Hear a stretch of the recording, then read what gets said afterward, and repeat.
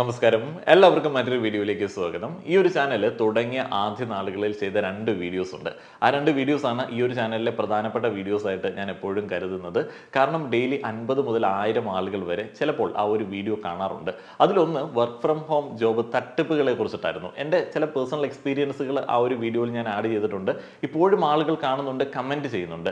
പിന്നീട് ഉണ്ടായിരുന്നത് വിദ്യാഭ്യാസ ലോണിനെ കുറിച്ചിട്ട് ഉള്ളതായിരുന്നു. എൻ്റെ വിദ്യാഭ്യാസ ലോൺ ഞാൻ എങ്ങനെയാണ് അടച്ചു തീർത്തത്, എന്തുകൊണ്ടാണ് അടച്ചു തീർത്തത്, അടച്ചില്ല എന്നുണ്ടെങ്കിൽ എന്തൊക്കെ പ്രശ്നങ്ങൾ നിങ്ങൾക്ക് ഫേസ് ചെയ്യേണ്ടി വരും എന്നീ കാര്യങ്ങളായിരുന്നു ആ ഒരു വീഡിയോയിൽ ഉൾപ്പെടുത്തിയിരുന്നത്. ഈ വിദ്യാഭ്യാസ ലോണിൻ്റെ വീഡിയോയ്ക്ക് ഒരു പ്രത്യേകതയുണ്ട്.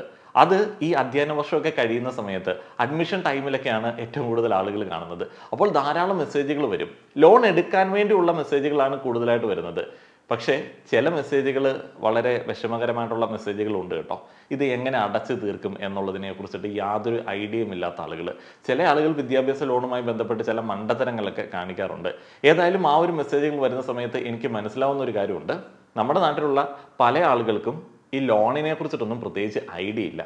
എങ്ങനെയാണ് ലോൺ എടുക്കേണ്ടത്, എങ്ങനെയാണ് ലോൺ കിട്ടുന്നത്, ലോൺ എടുക്കേണ്ടതുണ്ടോ, ലോൺ എടുത്തു കഴിഞ്ഞാൽ എന്തൊക്കെ പ്രശ്നങ്ങൾ വരും, എല്ലാ ആൾക്കാരും വിളിച്ച് ലോൺ ഓഫറുകൾ കൊടുക്കുകയാണ്, ക്രെഡിറ്റ് കാർഡുകൾ കൊടുക്കുകയാണ്, എടുത്തു കഴിഞ്ഞാൽ എങ്ങനെയാണ് ഇത് മാനേജ് ചെയ്യേണ്ടത് എന്നീ കാര്യങ്ങളെ കുറിച്ചിട്ട് പല ആളുകൾക്കും ഐഡിയ ഇല്ല. ബേസിക് ആയിട്ട് ലോണുകളെ കുറിച്ചിട്ട് മനസ്സിലാക്കി തരിക എന്നുള്ളതാണ് ഈ ഒരു വീഡിയോയുടെ ഉദ്ദേശം. ഇന്ത്യയിൽ ധാരാളം ടൈപ്പ് ലോണുകളുണ്ട്, ഒത്തിരി ടൈപ്പ് ലോണുകളുണ്ട്. നിങ്ങൾക്ക് കാശ് കടമായി തരാൻ വേണ്ടി ഇഷ്ടം പോലെ ആളുകൾ വെയിറ്റിംഗ് ആണ്. ലെൻഡേഴ്സ് ഇങ്ങനെ ക്യൂ ആയിട്ട് നിൽക്കുകയാണ്. എന്തിനാണ് അവരിങ്ങനെ ക്യൂ ആയിട്ട് നിൽക്കുന്നത്? നിങ്ങളെ സഹായിക്കാൻ വേണ്ടിയാണോ? അല്ല, നിങ്ങളുടെ ഇൻട്രസ്റ്റ് ആണ് അവരുടെ ലാഭം എന്ന് പറയുന്നത്. ഈ ഒത്തിരി അധികമുള്ള ലോണുകളെ നമുക്ക് രണ്ടായിട്ട് അങ്ങോട്ട് തിരിക്കാം: സെക്യൂർ ലോണുകൾ ആൻഡ് അൺസെക്യൂർ ലോണുകൾ. സെക്യൂർ ലോണുകൾ എന്ന് വെച്ച് കഴിഞ്ഞാൽ എന്താണ്? ഇത് പൈസ കടം തരുന്ന ആളുകൾക്ക് വളരെ റിസ്ക് കുറഞ്ഞിട്ടുള്ള ലോണുകളാണ്. നിങ്ങളൊരു ഹോം ലോൺ എടുക്കുകയാണ്, നിങ്ങളൊരു കാർ ലോൺ എടുക്കുകയാണ്, നിങ്ങൾ ഗോൾഡ് ലോൺ എടുക്കുകയൊക്കെയാണ് എന്നുണ്ടെങ്കിൽ അതെല്ലാം സെക്യൂർ ലോണുകളാണ്. കാരണം അവരുടെ കയ്യിൽ ആ ഒരു പ്രോപ്പർട്ടി ഉണ്ട്. നിങ്ങൾ ലോൺ അടച്ചിട്ടില്ല എന്നുണ്ടെങ്കിൽ അവർക്ക് അത് കൈവശപ്പെടുത്താൻ മറ്റാർക്കെങ്കിലും വിറ്റിട്ട് അവരുടെ തുക തിരിച്ചു പിടിക്കാനായിട്ടുള്ള ഓപ്ഷൻ ഉണ്ട്. ഇനി അൺസെക്യൂർ ലോണുകൾ എന്താണ്? നേരെ ഓപ്പോസിറ്റ്. അവർക്ക് റിസ്ക് കൂടുതലാണ്, നമുക്ക് വളരെ ഈസിയാണ്, പെട്ടെന്ന് കിട്ടും, എന്നാൽ കൂടുതൽ ഇൻട്രസ്റ്റ് അടയ്ക്കേണ്ടി വരും. Personal ലോണുകളെല്ലാം unsecure ലോണുകളാണ്. Credit card unsecure ആണ്. കാരണം ക്രെഡിറ്റ് കാർഡ് നിങ്ങൾക്ക് തരുന്ന സമയത്ത് നിങ്ങളുടെ കയ്യിൽ നിന്ന് ഈടായിട്ടൊന്നും അവർ വാങ്ങി വെക്കുന്നില്ല. അവർ നിങ്ങളുടെ ആ ഒരു പ്രൊഫൈലൊക്കെ നോക്കിയിട്ട് നിങ്ങൾക്ക് ശമ്പളം വരുന്നുണ്ട്, നിങ്ങൾ കറക്റ്റായിട്ട് ടാക്സ് അടയ്ക്കുന്നുണ്ട്, നിങ്ങളുടെ അക്കൗണ്ടിൽ കൂടെ ധാരാളം ട്രാൻസാക്ഷൻസ് ഉണ്ട്, നിങ്ങൾക്ക് പൈസ ഉള്ളവനാണ് എന്ന് മനസ്സിലാക്കിയതിന് ശേഷം നിങ്ങൾക്ക് തരുന്നതാണ്. അത് നിങ്ങളെ മനസ്സിലാക്കിയതിന് ശേഷം തരുന്ന ഒരു ലോണാണ്. അപ്പോൾ അത് അൺസെക്യൂർ ആണ്. ഈ പണം നമ്മൾ തിരിച്ചടത്തില്ല എന്നുണ്ടെങ്കിൽ എങ്ങനെയാണ് അവർ തിരിച്ചു പിടിക്കുന്നത്? അവർക്ക് നല്ല റിസ്ക് ഉണ്ട് എന്നുള്ളത് അവർക്ക് ആദ്യം തന്നെ അറിയാം. നല്ല പലിശ നിങ്ങളുടെ അടുത്തു നിന്ന് ഈടാക്കാൻ വേണ്ടിയുള്ള രീതിയിൽ എല്ലാ കാര്യങ്ങളും മൂവ് ചെയ്തിട്ടുണ്ടാവും. ക്രെഡിറ്റ് കാർഡിൽ നിന്നൊക്കെ നമ്മൾ പണം എടുത്തു കഴിഞ്ഞാൽ അറിയാമല്ലോ, പൈസ തിരിച്ചടച്ചിട്ടില്ല എന്നുണ്ടെങ്കിൽ 30% വരെ അവർ ഇൻട്രസ്റ്റ് റേറ്റിൽ നമ്മുടെ അടുത്ത് നിന്ന് വാങ്ങാറുണ്ട്. എന്നിട്ടും നമ്മളിത് അടച്ചില്ല എന്നുണ്ടെങ്കിൽ അവരുടെ ഏജന്റുകൾ അല്ലെങ്കിൽ തേർഡ് പാർട്ടി ഏജൻസികൾ നമ്മുടെ പിറകെ നടന്ന് പൈസ വാങ്ങും. ഇത് അവർക്ക് റിസ്ക് ആണ്. ആ റിസ്ക് ഉള്ളതുകൊണ്ടാണ് അവർ ഹെവി ഇൻട്രസ്റ്റ് ചാർജ് ചെയ്യുന്നത്. പേഴ്സണൽ ലോണുകൾ എടുക്കേണ്ട ഒരാവശ്യം വന്നു കഴിഞ്ഞാൽ നമ്മൾ ചെയ്യേണ്ട ഒരു ചെറിയ സംഗതിയുണ്ട്: ലോൺ ഓഫറുകൾ കമ്പയർ ചെയ്യുക. അങ്ങനെ ലോൺ ഓഫറുകൾ നിങ്ങളുടെ ക്രെഡിറ്റ് പ്രൊഫൈൽ അനുസരിച്ചിട്ട് കിട്ടുന്ന ലോൺ ഓഫറുകൾ കമ്പയർ ചെയ്യാൻ പറ്റുന്ന ഒരു സൈറ്റിന്റെ ലിങ്കാണ് ഞാൻ താഴെ കൊടുത്തിരിക്കുന്നത്. ആ ഒരു സൈറ്റിൽ ക്ലിക്ക് ചെയ്ത് കഴിഞ്ഞാൽ പൈസ ബസാർ എന്ന് പറയുന്ന ഒരു പ്ലാറ്റ്ഫോമിലേക്ക് പോകും. ആ ഒരു പ്ലാറ്റ്ഫോമിലേക്ക് പോയി കഴിഞ്ഞാൽ നിങ്ങളുടെ ബേസിക് ആയിട്ടുള്ള ഡീറ്റെയിൽസ് കൊടുത്തു കഴിഞ്ഞാൽ, സാലറീഡ് ആണോ, സെൽഫ് എംപ്ലോയിഡ് ആണോ, ബാക്കിയുള്ള ഡീറ്റെയിൽസ് കൊടുത്തു കഴിഞ്ഞാൽ നിങ്ങൾക്ക് ഏറ്റവും ഇൻട്രസ്റ്റ് റേറ്റ് കുറവുള്ള ലോൺ ഓഫറുകൾ അവിടെ കാണിക്കും. അവിടെ ധാരാളം ബാങ്കുകളുണ്ട്. ഇപ്പോൾ നമ്മൾ ആ ഒരു ഹോം പേജ് എടുത്ത് നോക്കിയാൽ തന്നെ നമുക്കറിയാം 30-ലധികം ബാങ്കുകളുടെയും NBFCകളുടെയും ലോൺ ഓഫേഴ്സ് നിങ്ങൾക്ക് ഇവിടെ കമ്പയർ ചെയ്യാനായിട്ട് സാധിക്കും. അതേപോലെ ഈ പ്ലാറ്റ്ഫോമിലുള്ള എല്ലാ ലെൻഡേഴ്സും RBI റെഗുലേറ്റഡ് ആണ്. 5 വർഷം വരെ തിരിച്ചടവ് കാലാവധിയിൽ 40 ലക്ഷം രൂപ വരെയുള്ള ലോണുകൾ നിങ്ങൾക്ക് ഈ ഒരു പ്ലാറ്റ്ഫോമിൽ അവൈലബിൾ ആണ്. അതിൽ നിന്ന് നിങ്ങൾക്ക് ഏറ്റവും ഇൻട്രസ്റ്റ് കുറച്ച് ലോൺ തരുന്ന ഒരാളെ ചൂസ് ചെയ്യുക എന്നുള്ളതാണ് ഏറ്റവും ബേസിക് ആയിട്ട് നിങ്ങൾ എടുക്കേണ്ട ഒരു ഡിസിഷൻ. ഈ പേഴ്സണൽ ലോണുകൾ എന്ന് പറയുന്നത് ഇപ്പോൾ നമ്മളൊരു വീഡിയോയിലൊക്കെ പറയുന്നതിൻ്റെ കാര്യം, പല ആളുകളും ഇതുപോലുള്ള പ്ലാറ്റ്ഫോംസ് ഒന്നും അറിയാതെ പല തട്ടിപ്പ് ആപ്പുകളിലും പോയി വീഴുന്നുണ്ട്.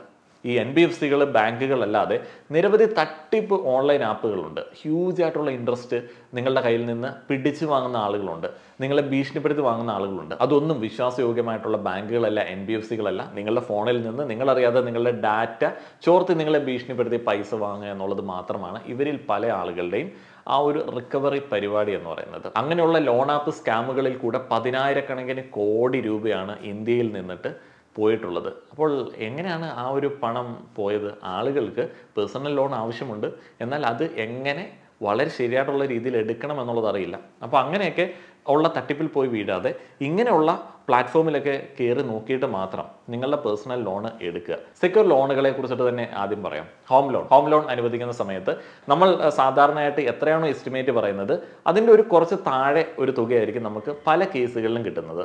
അതുകൊണ്ട് തന്നെ പല ആളുകളും എസ്റ്റിമേറ്റ് കൂട്ടിയൊക്കെയാണ് പറയാറുള്ളത്. ഹോം ലോണ് പൊതുവെ ഇപ്പോൾ കിട്ടാൻ എളുപ്പമാണ്. നമ്മളെ ലാൻഡ് ബാക്കി കാര്യങ്ങൾ അതിൻ്റെ രേഖകളൊക്കെ കറക്റ്റ് ആണെന്നുണ്ടെങ്കിൽ. എന്തുകൊണ്ടാണ് ഹോം ലോണിൻ്റെ ഇൻട്രസ്റ്റ് കുറയുന്നത്, കാലാവധി കൂടുന്നത്?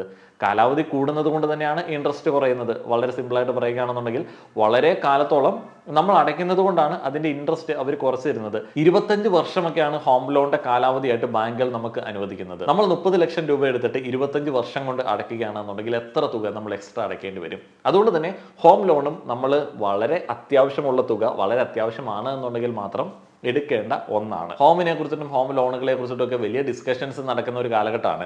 ഹോം എന്ന് പറയുന്നത് ലോണിലാണ് എന്നുണ്ടെങ്കിൽ അതൊരു അസറ്റ് അല്ല എന്നുള്ളത് ഇപ്പോൾ കുറേയധികം ആളുകൾക്കൊക്കെ ബോധ്യമായിട്ടുണ്ട്. അതൊരു സെക്യൂർ ലോണാണ്. ഹോം ലോൺ ആർക്കൊക്കെയാണ് കിട്ടുന്നത്? തിരിച്ചടയ്ക്കാൻ കേപ്പബിലിറ്റി ഉള്ള സ്ഥിര വരുമാനമുള്ള ആളുകൾക്ക്. അത് എംപ്ലോയിഡ് ആണെങ്കിലും സെൽഫ് എംപ്ലോയിഡ് ആണെങ്കിലും അവർക്ക് ഹോം ലോണുകൾ വളരെ കുറഞ്ഞ ഇൻട്രസ്റ്റിൽ ബാങ്കുകൾ അനുവദിക്കാറുണ്ട്. അടുത്തൊരു സെക്യൂർ ലോണാണ് ഗോൾഡ് ലോൺ. ഗോൾഡ് ലോൺ ആർക്കൊക്കെ കിട്ടും? ഗോൾഡ് ഉള്ള ആളുകൾക്ക് കിട്ടും.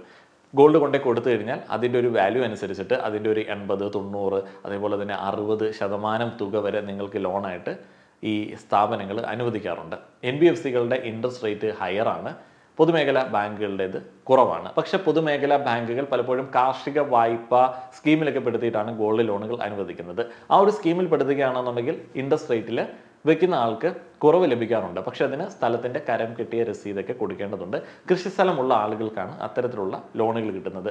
കൂടുതൽ എമൗണ്ട് വേണ്ട സമയത്ത്, കൂടുതൽ സ്വർണം കൊടുക്കേണ്ടി വരുന്ന സമയത്ത് ഇൻട്രസ്റ്റ് റേറ്റ് കൂടാറുണ്ട് പൊതുമേഖലാ ബാങ്കുകളിൽ. എന്നാൽ NBFCകളിൽ അങ്ങനെയില്ല. 5 മിനിറ്റിൽ നിങ്ങൾക്ക് തുക തരും, വീട്ടിൽ കൊണ്ടുവന്ന് തരും എന്നൊക്കെ ഉള്ളതാണ് പല NBFCകളുടെയും വാഗ്ദാനം. ഗോൾഡ് ലോണും അവർക്ക് വലിയ ലാഭമുള്ള ഒരു സംഗതിയാണ്. പക്ഷെ നമ്മളെപ്പോലുള്ള ആളുകൾക്ക് പെട്ടെന്ന് ഒരു ഷോർട്ട് ടൈമിലേക്ക് പൈസയ്ക്ക് ആവശ്യമുണ്ട് എന്നുണ്ടെങ്കിൽ ചെയ്യാൻ പറ്റുന്ന ഏറ്റവും സിംപിളസ്റ്റ് മാർഗം ഗോൾഡ് ലോണുകളാണ്. അടുത്തത് വെഹിക്കിൾ ലോണാണ്. വെഹിക്കിൾ ലോണ് പല ഇൻട്രസ്റ്റിൽ കൊടുക്കുന്ന ആളുകളുണ്ട്. ഇപ്പോൾ നിങ്ങൾക്ക് നല്ല ക്രെഡിറ്റ് പ്രൊഫൈൽ ഉണ്ട്, നിങ്ങൾ ടാക്സ് ഫയൽ ചെയ്യുന്ന ആളാണ്, നിങ്ങൾ ശമ്പളം വാങ്ങുന്ന ആളാണ് എന്നുണ്ടെങ്കിൽ 7% വരെ താഴ്ന്ന ഇൻട്രസ്റ്റ് റേറ്റിൽ നിങ്ങൾക്ക് വെഹിക്കിൾ ലോൺ കിട്ടും. അതൊരു സെക്യൂർ ലോണാണ്. കാരണം വണ്ടി അവിടെ ഉണ്ട്. ഇപ്പോൾ നമ്മൾ ലോൺ അടച്ചില്ല എന്നുണ്ടെങ്കിൽ വണ്ടി അവർ എടുത്തുകൊണ്ട് പോകും. അതേപോലെ ഇതിൻ്റെ ഇൻട്രസ്റ്റ് റേറ്റ് വളരെ ഹയർ ആയിട്ട് വരാറുണ്ട്. നിങ്ങൾക്ക് ഇതുപോലെ ക്രെഡിറ്റ് പ്രൊഫൈലൊക്കെ വളരെ ഷോക്കാണ്, നിങ്ങൾക്ക് സിവിൽ സ്കോറൊക്കെ വളരെ കുറവാണ് എന്നുണ്ടെങ്കിൽ പല പ്രൈവറ്റ് ഫിനാൻസിയേഴ്സും നിങ്ങൾക്ക് ലോൺ നൽകാനായിട്ട് വരും. അവരുടെ ഇൻട്രസ്റ്റ് റേറ്റ് വളരെ ഹയർ ആയിരിക്കും. അതേപോലെ സെക്കൻഡ് ഹാൻഡ് വണ്ടികൾ എടുക്കുന്ന സമയത്ത് നമ്മൾ ഫിനാൻസ് ചെയ്തിട്ട് എടുക്കുകയാണെന്നുണ്ടെങ്കിൽ നിങ്ങൾക്ക് ആ ഒരു ബെനിഫിറ്റ് പലപ്പോഴും കിട്ടാറില്ല. കാരണം സെക്കൻഡ് ഹാൻഡ് വണ്ടികൾക്ക് ഫിനാൻസ് കൊടുക്കുന്നത് പ്രൈവറ്റ് കമ്പനികളായിരിക്കും. അവരുടെ ഇൻട്രസ്റ്റ് റേറ്റ് ഫ്ലാറ്റ് ആയിരിക്കും. എന്ന് വെച്ച് കഴിഞ്ഞാൽ നമ്മൾ അടയ്ക്കുമ്പോൾ ഒരു തുക കുറയുന്നുണ്ട്. ആ ഒരു തുക കുറച്ചതിന് ശേഷമുള്ള ഇൻട്രസ്റ്റ് അല്ല അവർ ചാർജ് ചെയ്യുന്നത്. നമ്മൾ ആദ്യം എടുത്ത ഒരു തുകയ്ക്ക് അവസാനം വരെ ഒരേ ഇൻട്രസ്റ്റ് ആണ് അവർ ചാർജ് ചെയ്യുന്നത്. ഇപ്പോൾ നമ്മുടെ SBI, ഫെഡറൽ ബാങ്ക്, ബറോഡ അങ്ങനെയുള്ള ബാങ്കുകൾ, ഗ്രാമീൺ ബാങ്ക് ഇങ്ങനെയുള്ള ബാങ്കുകളൊക്കെ നിങ്ങൾ പണം അടച്ചു കഴിഞ്ഞാൽ ബാക്കിയുള്ള തുകയ്ക്കാണ് പിന്നീട് ഇൻട്രസ്റ്റ് ചാർജ് ചെയ്യുന്നത്. ഫ്ലാറ്റ് ആൻഡ് ഡിമിനിഷിങ് എന്ന് പറയുന്ന ഒരു കാര്യം വളരെ സിമ്പിളായിട്ടാണ് ഞാൻ പറയുന്നത്. അതുകൊണ്ട് തന്നെ ചാടിക്കേറി പ്രൈവറ്റ് ഫിനാൻസിയേഴ്സിൻ്റെ ഓഫർ കണ്ടിട്ട് വെഹിക്കിൾ ലോണുകൾ എടുക്കാതിരിക്കാൻ ശ്രമിക്കുക. മാക്സിമം നിങ്ങൾ ബാക്കിയുള്ള ലോണുകൾ കിട്ടാനുള്ള വഴികൾ നോക്കിയതിന് ശേഷം മാത്രം പ്രൈവറ്റ് ഫിനാൻസിയേഴ്സിൻ്റെ അടുത്തേക്ക് പോവുക. അതേപോലെ ഈ പുതിയ വണ്ടി, പഴയ വണ്ടി എടുക്കുന്ന സമയത്ത് പ്രൈവറ്റ് ഫിനാൻസിയേഴ്സിൻ്റെ അടുത്ത് നിന്നാണ് എടുക്കുന്നത് എന്നുണ്ടെങ്കിൽ നിങ്ങൾക്ക് വലിയ തുക കൊടുക്കേണ്ടി വരും. ഒത്തിരി സെക്യൂർ ലോണുകളുണ്ട്. നമുക്ക് ഉപകാരപ്പെടുന്ന ചിലതിനെ കുറിച്ചിട്ട് മാത്രമാണ് ഞാൻ പറയുന്നത്. നിങ്ങളുടെ മുത്തശ്ശി അല്ലെങ്കിൽ നിങ്ങളുടെ അങ്കിള് നിങ്ങൾക്ക് ഒരു 5 ലക്ഷം രൂപ 10 ലക്ഷം രൂപ അങ്ങോട്ട് തന്നു. നിങ്ങൾക്കത് ആ സമയത്ത് ആവശ്യമില്ല. അപ്പോൾ നിങ്ങൾ എന്ത് ചെയ്യും? അത് FD ഇടും. ഇപ്പോൾ ഷെയർ മാർക്കറ്റിലേക്കൊക്കെ ഇറക്കുന്ന മിടുക്കരായിട്ടുള്ള ആളുകളുണ്ട്, മ്യൂച്വൽ ഫണ്ടിലേക്ക് ഇടുന്ന ആളുകളുണ്ട്. പക്ഷേ നമ്മളൊരു സാധാരണക്കാരനാണ്, അത്രയധികം സ്മാർട്ടായിട്ട് ചിന്തിക്കാത്ത ഒരാളാണ് എന്നുണ്ടെങ്കിൽ, അല്ലെങ്കിൽ അതിനെക്കുറിച്ചിട്ട് പഠിക്കാനായിട്ടൊന്നും സമയമില്ല എന്നുണ്ടെങ്കിൽ നമ്മൾ FD ഇടും. FD ഇടുന്ന സമയത്ത് 10 ലക്ഷം രൂപ നമ്മൾ FD ഇടുന്ന സമയത്ത് നമുക്കൊരു ആവശ്യം വന്നു, ഒരു 2 ലക്ഷം രൂപയുടെ ആവശ്യം വന്നു. അപ്പോൾ നമ്മൾ എങ്ങനെയാണ് ലോൺ എടുക്കുന്നത്? നമുക്ക് ഈ ഒരു FDയിൽ നിന്നിട്ട് ലോൺ എടുക്കാൻ പറ്റും. അത് ഒരു സെക്യൂർ ലോണാണ്. കാരണം നമ്മളുടെ തുക ബാങ്കിൽ ഉണ്ട്. അടുത്തത് നമ്മളുടെ കയ്യിലുള്ള സ്ഥലം, ഭൂമി, അതിനെ പണയപ്പെടുത്തിയിട്ട് എടുക്കുന്ന ലോണുകളെ കുറിച്ചിട്ടാണ്. അത് സെക്യൂർ ലോണാണ്. കാരണം നമ്മൾ ഭൂമി അവർക്ക് ഒരു സെക്യൂരിറ്റി ആയിട്ട് കൊടുക്കുകയാണ്. വിദേശത്തേക്ക് പഠിക്കാൻ വേണ്ടി പോവുകയാണ്. വിദ്യാഭ്യാസ ലോണിന് ഒരു പരിധിയുണ്ട്. ബാക്കിയുള്ള കാര്യങ്ങൾക്ക് വേണ്ടിയുള്ളൊരു പണം തൽക്കാലത്തേക്കൊന്ന് സംഘടിപ്പിക്കേണ്ടതുണ്ട്. തൽക്കാലം എന്ന് പറയുന്നത് 2-3 വർഷത്തേക്കോ അല്ലെങ്കിൽ 5 വർഷത്തേക്കോ ഒക്കെ. ആ ഒരു സമയത്ത് നമുക്ക് നമ്മുടെ ലാൻഡ് ബാങ്കിൽ പണയം വെച്ചിട്ട് ലോൺ എടുക്കാൻ പറ്റും. ഇതൊരു സെക്യൂർ ലോണാണ്. എന്നാൽ ഇൻട്രസ്റ്റ് റേറ്റ് കമ്പാരിറ്റീവ്ലി കൂടുതലായിരിക്കും. പേഴ്സണൽ ലോണിൻ്റെ അത്രയും വരില്ല എന്നുണ്ടെങ്കിലും നമ്മുടെ ഹോം ലോണിൻ്റെ ഒരു ഇൻട്രസ്റ്റ് റേറ്റിൽ കിട്ടില്ല, പൊതുമേഖലാ സ്ഥാപനങ്ങൾ നൽകുന്ന ബാങ്കുകൾ നൽകുന്ന വെഹിക്കിൾ ലോണിൻ്റെ ഒരു ഇൻട്രസ്റ്റ് റേറ്റിൽ കിട്ടില്ല. ഒരു 12% വരെയൊക്കെ അതിൻ്റെ ഇൻട്രസ്റ്റ് റേറ്റ് കൂടാറുണ്ട്. ഇതും പല സ്കീമുകളിൽ പെടുത്തിയിട്ടാണ് ബാങ്കുകൾ നൽകുന്നത്. കാർഷിക ആവശ്യങ്ങൾക്ക് വേണ്ടി, ബിസിനസ് ആവശ്യങ്ങൾക്ക് വേണ്ടി എന്നുള്ളൊരു സ്കീമിൽ പെടുത്തിയിട്ടാണ് തരുന്നത്. ഇൻട്രസ്റ്റ് റേറ്റ് ഇത്തിരി കൂടുതലായിരിക്കും. ഇനി അൺസെക്യൂർഡ് ലോണുകളെ കുറിച്ചിട്ട് പറയാം. മുന്നേ തന്നെ ഞാൻ പറഞ്ഞിരുന്നു, പേഴ്സണൽ ലോണുകൾ അൺസെക്യൂർഡ് ലോണുകളാണ്. ഇത് നിങ്ങളുടെ ക്രെഡിറ്റ് പ്രൊഫൈലിനെ അടിസ്ഥാനപ്പെടുത്തിയിട്ടാണ് നൽകുന്നത്. അവർക്ക് റിസ്ക് കൂടുതലാണ്, നിങ്ങൾക്ക് റിസ്ക് കുറവെന്ന് പറയാൻ പറ്റില്ല. കാരണം എന്താണെന്ന് വെച്ച് കഴിഞ്ഞാൽ വലിയ ഇൻട്രസ്റ്റ് നമ്മൾ തിരിച്ച് അടയ്ക്കേണ്ടതുണ്ട്. അതേപോലെ പേഴ്സണൽ ലോണുകൾക്ക് കാലാവധി കുറവായിരിക്കും. നമ്മുടെ ഹോം ലോൺ പോലെ അല്ലെങ്കിൽ കാർ ലോൺ പോലെ 7 വർഷവും 25 വർഷവും ഒന്നും പേഴ്സണൽ ലോണുകൾക്ക് കിട്ടില്ല. പെട്ടെന്ന് ഇൻട്രസ്റ്റ് കൂട്ടി തിരിച്ച് പണം നിങ്ങളുടെ അടുത്ത് നിന്ന് വാങ്ങിയെടുക്കുക എന്നുള്ളതാണ് പേഴ്സണൽ ലോണുകൾ നൽകുന്ന സ്ഥാപനങ്ങളുടെ ഒരു രീതി, അല്ലെങ്കിൽ ലെൻഡേഴ്സിൻ്റെ ഒരു രീതി. പേഴ്സണൽ ലോണുകൾ നമ്മുടെ ക്രെഡിറ്റ് പ്രൊഫൈലിനെ അടിസ്ഥാനപ്പെടുത്തി നൽകുന്നതായതുകൊണ്ട് തന്നെ മികച്ച ക്രെഡിറ്റ് പ്രൊഫൈലുള്ള ആളുകൾക്കാണ് ഈ ഒരു ലോണുകൾ കിട്ടുന്നത്. നിങ്ങൾ പണ്ട് എഡ്യൂക്കേഷൻ ലോൺ എടുത്തിട്ട് അടയ്ക്കാതിരുന്ന ആളാണെന്നുണ്ടെങ്കിൽ നിങ്ങൾക്ക് പേഴ്സണൽ ലോൺ പിന്നീട് കിട്ടുന്ന കാര്യം അസാധ്യമാണ്. ഇനി രണ്ടാമത്തെ ഒരു അൺസെക്യൂർ ലോണാണ് ക്രെഡിറ്റ് കാർഡുകൾ എന്ന് പറയുന്നത്. അതും നിങ്ങളുടെ ഒരു ക്രെഡിറ്റ് പ്രൊഫൈലിനനുസരിച്ചിട്ടാണ് തരുന്നത്. നിങ്ങളുടെ ലിമിറ്റ് ഇപ്പോൾ ഓരോ ആളുകളുടെയും ക്രെഡിറ്റ് പ്രൊഫൈൽ അനുസരിച്ചിട്ട് നിങ്ങൾക്ക് എടുക്കാൻ പറ്റുന്ന കടത്തിൻ്റെ ഒരു ലിമിറ്റ് ഉണ്ടായിരിക്കും. എന്ന് വെച്ച് കഴിഞ്ഞാൽ അൺസെക്യൂർ ആയിട്ട് എടുക്കാൻ പറ്റുന്ന കടത്തിൻ്റെ ഒരു ലിമിറ്റ് ഉണ്ടായിരിക്കും. അപ്പോൾ ആ ഒരു ലിമിറ്റ് ഞങ്ങളുടെ ബാങ്കിൽ നിന്ന് എടുക്കുക എന്ന് പറഞ്ഞിട്ട് നിർബന്ധിക്കുകയാണ് ആക്ച്വലി ക്രെഡിറ്റ് കാർഡ് കമ്പനികൾ നമ്മളെ വിളിച്ച് ചെയ്യുന്നത്. ഇപ്പോൾ നിങ്ങൾക്ക് കുറച്ച് സിവിൽ സ്കോർ കൂടി, നിങ്ങൾക്ക് കുറച്ചും കൂടി ലിമിറ്റ് ആയി കഴിഞ്ഞാൽ അപ്പോഴേ ഏതെങ്കിലും ബാങ്കുകാരനെ വിളിക്കും നിങ്ങളെ, സാർ ഒരു ക്രെഡിറ്റ് കാർഡ് എടുക്കാം, SBI അല്ലെങ്കിൽ യെസ് ബാങ്ക് ക്രെഡിറ്റ് കാർഡ് എടുക്കുക, അല്ലെങ്കിൽ ഞങ്ങളുടെ ക്രെഡിറ്റ് കാർഡിൻ്റെ ലിമിറ്റ് അങ്ങോട്ട് കൂട്ടി തരട്ടെ, ഇപ്പം 60,000 ആണ്, ഒരു 1.5 ലക്ഷം അങ്ങോട്ട് ആക്കി തരട്ടെ എന്നൊക്കെ അവർ ചോദിക്കും. ഇതെല്ലാം അവർ ചെയ്യുന്നത് എന്തിനു വേണ്ടിയാണ്? നമ്മൾ ആ ഒരു ക്രെഡിറ്റ് കാർഡ് വാങ്ങണം, അതിനകത്ത് തുക സ്പെൻഡ് ചെയ്യണം. ചില മാസങ്ങളിൽ നമ്മൾ പെട്ടിട്ട് മിനിമം ഡ്യൂ എമൗണ്ട് മാത്രം അടച്ചിട്ട് ബാക്കിയുള്ളതിന് പലിശ അടയ്ക്കണം. അതാണ് അവരുടെ ഒരു ഉദ്ദേശം. ക്രെഡിറ്റ് കാർഡ് ഒരു അൺസെക്യൂർഡ് ലോണാണ്. ഇനി നമ്മൾ എഡ്യൂക്കേഷൻ ലോണിലേക്ക് തിരിച്ചു വന്നു കഴിഞ്ഞാൽ അതൊരു അൺസെക്യൂർഡ് ലോണാണ്. എന്ന് വെച്ച് കഴിഞ്ഞാൽ നിങ്ങളുടെ സ്ഥലമൊന്നും ഈടായിട്ട് കൊടുത്തിട്ടല്ല വിദ്യാഭ്യാസ വായ്പ എടുക്കുന്നത്. അങ്ങനെ ഈടായിട്ട് വാങ്ങരുത് എന്നുള്ള നിയമമുണ്ട്. അതുകൊണ്ട് തന്നെ നിങ്ങൾ അൺസെക്യൂർ ആയിട്ടാണ് ആ ഒരു ലോൺ കരസ്ഥമാക്കുന്നത്. നിങ്ങൾ അടച്ചില്ല എന്നുണ്ടെങ്കിൽ എന്താണ് അവർക്ക് ചെയ്യാൻ പറ്റുക? ജപ്തി ചെയ്യാൻ പറ്റില്ല. പലപ്പോഴും ഈ പൊതുമേഖലാ ബാങ്കുകളൊക്കെയാണ് ആ ഒരു ലോണുകൾ നൽകുന്നത്, അല്ലെങ്കിൽ ആളുകൾ കൂടുതലായിട്ട് അവിടെ നിന്നാണ് എടുക്കുന്നത്. അതുകൊണ്ട് തന്നെ അവർക്ക് നിങ്ങളെ ഭീഷണിപ്പെടുത്താനായിട്ടുള്ള സാധ്യതയുമില്ല. അവരെന്ത് ചെയ്യും? അവർ ക്രെഡിറ്റ് ബ്യൂറോയെ അറിയിക്കും. നിങ്ങൾ ലോൺ എടുത്താൽ തിരിച്ചടയ്ക്കാത്ത ഒരു മച്ചാനാണെന്ന് അറിയിക്കും. പിന്നെ ജീവിതകാലത്ത് നിങ്ങൾക്ക് ലോൺ എടുക്കാനായിട്ട് ബുദ്ധിമുട്ടേണ്ടി വരും. അതേപോലെ വേറെ ഒരു ഓപ്ഷൻ എഡ്യൂക്കേഷൻ ലോണിന് വേണ്ടി നൽകാറുണ്ട്, ഒറ്റത്തവണ തീർപ്പാക്കൽ പദ്ധതി. ഒറ്റത്തവണ തീർപ്പാക്കൽ പദ്ധതി എടുത്ത് ബാങ്കുകാരെ പറ്റിക്കാമെന്ന് വിചാരിച്ചു കഴിഞ്ഞാൽ ആക്ച്വലി ആരാണ് പറ്റിക്കപ്പെടുന്നത്? നിങ്ങൾ തന്നെയാണ് പറ്റിക്കപ്പെടുന്നത് പലപ്പോഴും. കാരണം എന്താണെന്ന് വെച്ച് കഴിഞ്ഞാൽ കടമെടുത്തിട്ട് തിരിച്ചടയ്ക്കാത്ത ഒരുത്തൻ്റെ കയ്യിൽ നിന്ന് എങ്ങനെയെങ്കിലും തിരിച്ചു പിടിക്കാൻ വേണ്ടി ഞങ്ങൾ ചെയ്ത പരിപാടിയാണേ ഈ ഒരു ഒറ്റത്തവണ തീർപ്പാക്കൽ എന്നുള്ളത് അവർ കറക്റ്റായിട്ട് ക്രെഡിറ്റ് ബ്യൂറോനെ അറിയിക്കും. അപ്പോൾ ഇങ്ങനെയുള്ള ഒരാളാണ് നമ്മൾ എന്നുള്ളത് നമ്മുടെ പ്രൊഫൈലിൽ കറക്റ്റായിട്ട് നോട്ട് ചെയ്യും. അങ്ങനെ നോട്ട് ചെയ്ത് കഴിഞ്ഞാൽ ഞാൻ മുന്നേ പറഞ്ഞ ആപ്പ് വെച്ചിട്ടൊന്നും തപ്പിയിട്ട് കാര്യമില്ല. നിങ്ങൾക്ക് മെച്ചപ്പെട്ട ഇൻട്രസ്റ്റ് റേറ്റിൽ പേഴ്സണൽ ലോൺ ഓഫറോ അല്ലെങ്കിൽ മറ്റേതെങ്കിലും ലോൺ ഓഫറോ ലഭിക്കില്ല. നിങ്ങൾ എല്ലാത്തിനും പിന്നീട് ഹെവി ഇൻട്രസ്റ്റ് കൊടുത്ത് പ്രൈവറ്റ് ഫിനാൻസിയേഴ്സിനെ അപ്രോച്ച് ചെയ്യേണ്ടി വരും. എന്നാൽ അവർക്ക് പോലും ലോൺ തരാൻ പറ്റത്തില്ല. പലപ്പോഴും നിങ്ങളുടെ ക്രെഡിറ്റ് പ്രൊഫൈൽ ഇത്രയധികം ശോകമാണെന്നുണ്ടെങ്കിൽ സിവിൽ സ്കോർ നല്ല രീതിയിൽ ഡൗൺ ആയി പോകും.